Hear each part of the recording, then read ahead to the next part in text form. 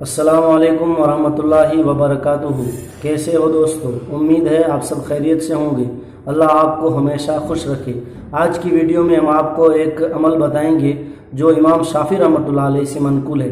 امام شافعی رحمتہ اللہ علیہ سے روایت ہے کہ بنی امیہ کے بعض مکانات میں چاندی کا ایک ڈبہ ملا جس پر سونے کا تالا لگا ہوا تھا، اور اس پر لکھا ہوا تھا ہر بیماری سے شفا اس ڈبے میں ہے، اور اس ڈبے میں یہ دعا لکھی ہوئی تھی: بسم اللہ الرحمن الرحیم، بسم اللہ وباللہ ولا حول ولا قوة الا باللہ العلی العظیم، اسکن ایہا الوجع سکنتک بالذی یمسک السماء ان تقع علی الارض الا باذنہ ان اللہ بالناس لرؤوف الرحیم۔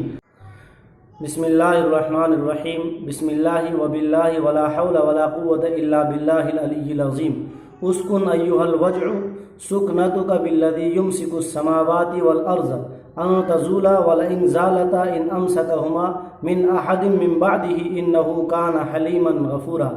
امام شافعی رحمۃ اللہ علیہ فرماتے ہیں کہ اس دعا کے بعد میں کبھی طبیب کا محتاج نہیں ہوا، یعنی ڈاکٹر کا محتاج نہیں ہوا، اور یہ دعا درد سر کے لیے بھی بڑی مفید اور مجرب ہے۔ حیات الحیوان جلد نمبر 1 صفحہ نمبر 40، بکھرے موتی جلد نمبر 4 صفحہ نمبر 236۔